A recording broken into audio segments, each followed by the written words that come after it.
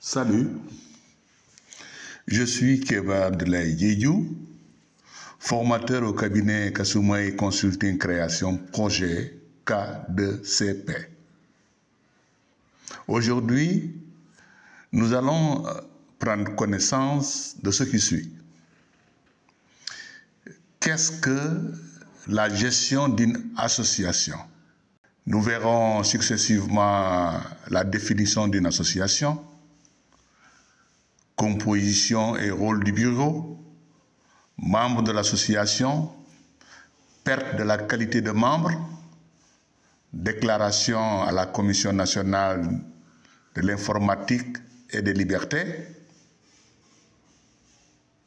comment créer une association, modification de votre association, dissolution de l'association. Jusqu'avant, n'hésitez pas à mettre un gros pouce pour montrer que cette formation vous plaît.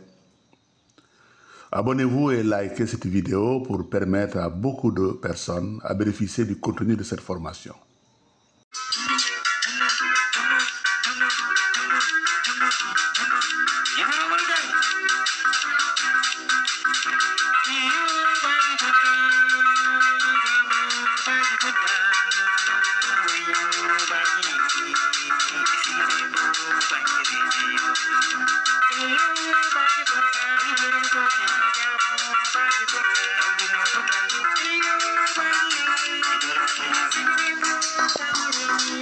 Tout d'abord, il faut noter qu'une organisation peut être une entreprise ou une association. C'est pourquoi la gestion d'une association peut parfois ressembler à celle d'une entreprise.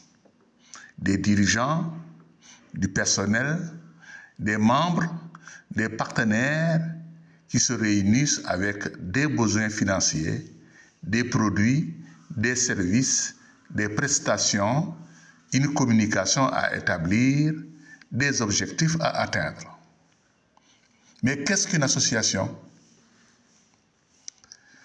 Une association, c'est au minimum 2 personnes qui se réunissent.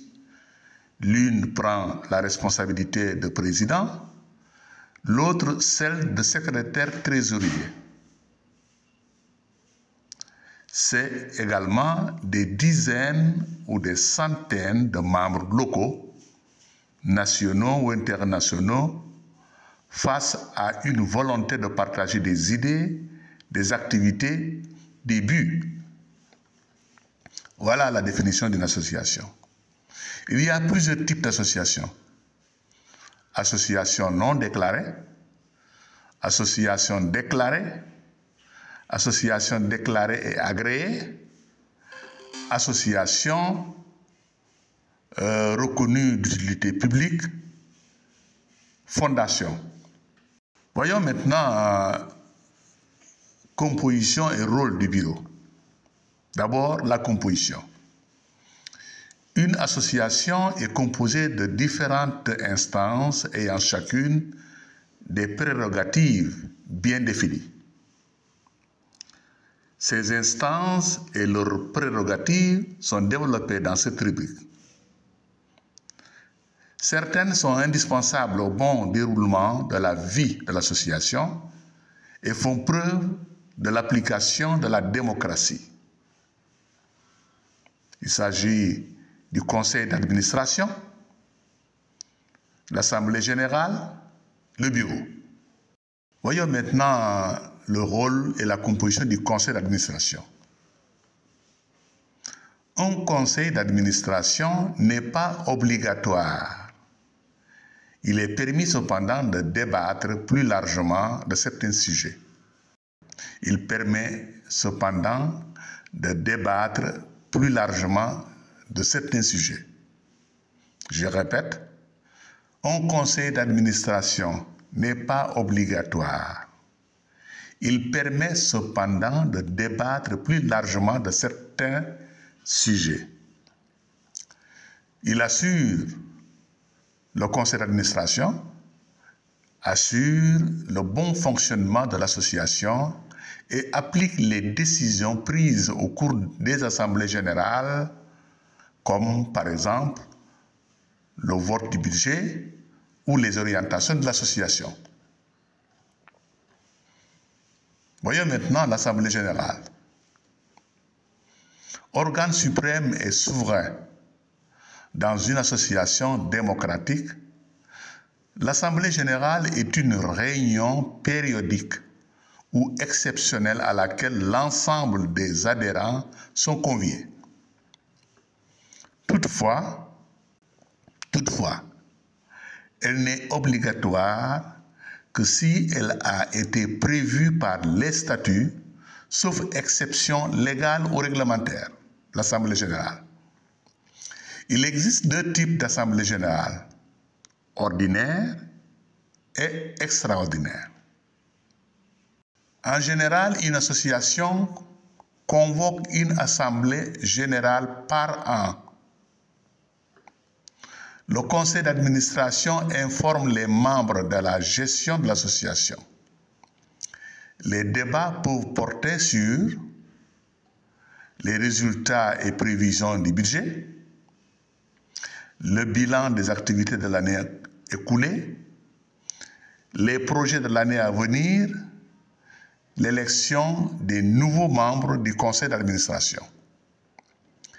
Les autres questions présentées à l'ordre du jour, les interventions et questions de participants. Voilà les points qui sont débattus généralement lors d'une assemblée générale ordinaire. Voyons maintenant l'assemblée générale extraordinaire.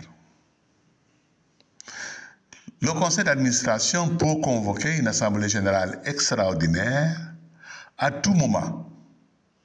Celle-ci débat de questions urgentes ou importantes nécessitant l'avis de tous les membres tels que la modification des statuts, le choix de nouvelles orientations, le remplacement de certains administrateurs ou membres du bureau, la dissolution de l'association.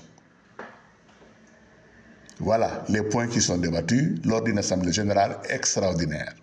Voyons maintenant le rôle du bureau. Le bureau gère l'association au quotidien. Le conseil d'administration ou l'assemblée générale désigne ses membres. Le conseil d'administration ou l'assemblée générale désigne ses membres. Le bureau a ses fonctions déterminées par les statuts. Le règlement intérieur peut compléter et développer ses attributions. Il s'agit notamment de sa composition, son mode de désignation des membres, son mode de renouvellement, sa périodicité, ses modalités de réunion, la durée des mandats, les attributions et les rôles de chacun des membres. Passons maintenant aux membres de l'association. Les membres entrent dans la composition de l'association. Ils en sont la charpente sur laquelle viennent se greffer les bénévoles ou le personnel salarié pour faire tourner et avancer le projet associatif. L'adhésion à une association est un acte libre et volontaire. Il comporte néanmoins une obligation, celle de respecter les statuts et le règlement intérieur sous peine d'exclusion. Une classification arbitraire distingue plusieurs catégories de membres.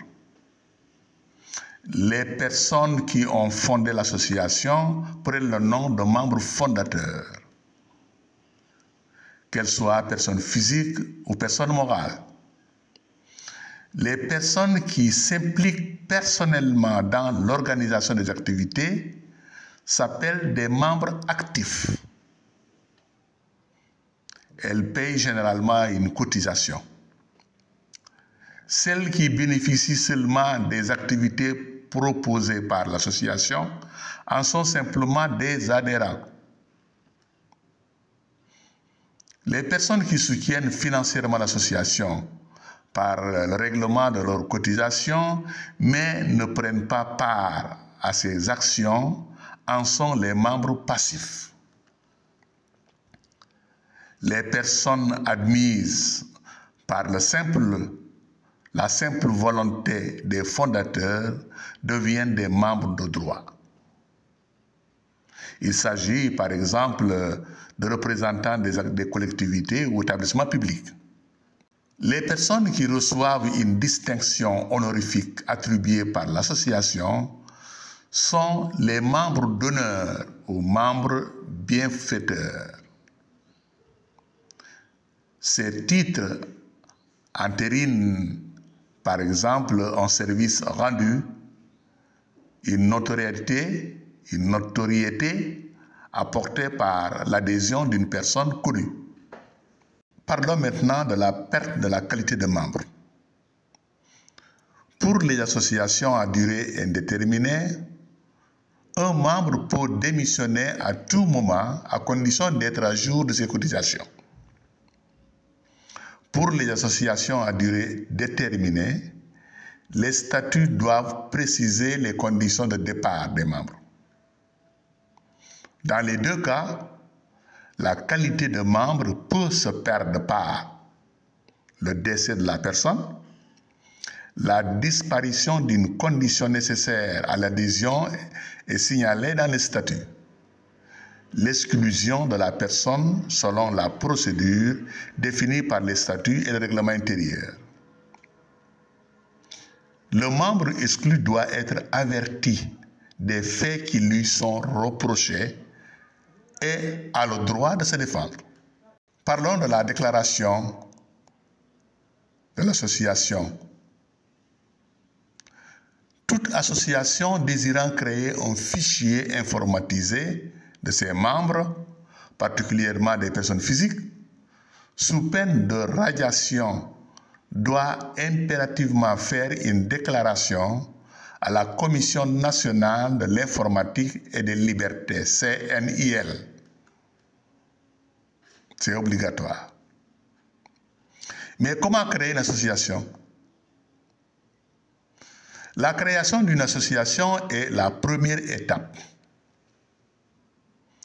Après le souhait de 2 ou plusieurs personnes de se constituer en association, il est nécessaire de préparer les documents de constitution et de les déposer en préfecture ou sous-préfecture afin d'obtenir la capacité juridique. Pour déclarer la création de l'association, les membres doivent constituer le conseil d'administration et éventuellement le bureau au cours de l'Assemblée générale constitutive. Ils dirigeront l'association selon les décisions prises par les membres. Ces mêmes personnes sont renouvelées régulièrement en Assemblée générale tout au long de la vie de l'association. Parlons des modifications de votre association. Dans cette rubrique, vous trouverez les renseignements et documents utiles à tous les types de modifications des statuts pouvant intervenir au cours de l'existence de votre association. Pour la dissolution de l'association, il faut surtout ne pas oublier de dissoudre son association, car cet oubli peut entraîner des suites préjudiciables à l'encontre des dirigeants. C'est un point très important. On décide d'être en association, on fonctionne, voilà, on va dissoudre l'association. Voilà, il ne suffit pas de dire qu'on va dissoudre l'association. Il ne faut pas oublier de dissoudre son association de façon formelle, car cet oubli peut entraîner des suites préjudiciables à l'encontre des dirigeants. J'espère que cette vidéo vous a été utile. Passez à l'action et je vous souhaite plein succès. À bientôt et merci.